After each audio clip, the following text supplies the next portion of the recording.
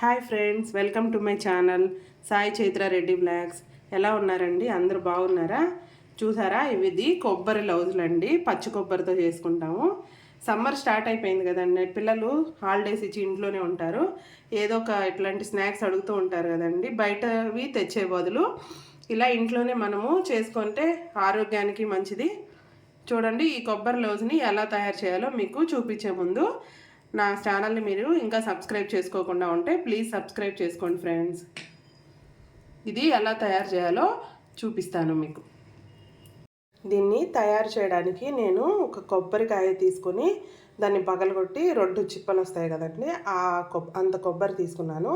దీన్ని తురుముకోవచ్చు, లేదంటే మిక్సీకి వేసుకోవచ్చు. ఇప్పుడు దీన్ని నేను ఇలా సన్నగా ముక్కలుగా కట్ చేసుకొని దీన్ని మిక్సీ పడతాను. ఇలా మిక్సీకి పట్టుకున్న తర్వాత ఇది నాకు ఈ కప్పు ఈ కొబ్బరి కూర వచ్చిందండి. దీన్ని ఇప్పుడు స్టవ్ ఆన్ చేసి దానిపైన ఒక బాండలు పెట్టుకొని కొద్దిగా నెయ్యి వేసి ఈ కొబ్బరినంతా కొంచెం దోరగా వేపుకుందాం. ఇలా పచ్చి కొబ్బరిని బాగా దోరగా వేపుకున్న తర్వాత ఒక కప్పు పచ్చి కొబ్బరి తీసుకున్నాం కదండి, అదే మెజర్మెంట్స్తో చక్కెర కూడా తీసుకోవాలి. చూసారా, ఇది నేను నిండా తీసుకోవట్లేదు, ఎందుకంటే స్వీట్ ఎక్కువ అవుతుంది. అందుకని కొంచెం తక్కువగా తీసుకున్నాను. కావాలనుకున్న వాళ్ళు ఆ కప్పు నిండా కూడా తీసుకోవచ్చు. ఇప్పుడు ఈ కప్పుని ఇందులో వేసేద్దాం.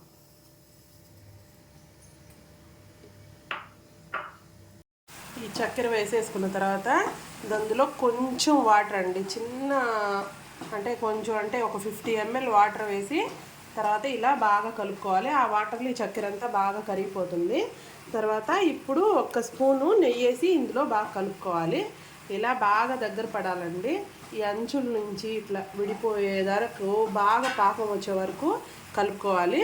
ఈలోపు ఒక గిన్నె తీసుకొని దానికి ఇలా నెయ్యి రాసుకొని పక్కన పెట్టుకున్నాను. చూసారా, ఇట్లా వచ్చినంత వరకు గ్యాస్ మీదే ఉంచుకొని చూసారు కదా, బాగా రెడీ అయిపోయిందండి. ఇట్లా వచ్చేస్తే మనకి ఈ కొబ్బరి లౌజు బాగా రెడీ అయిపోయినట్టు.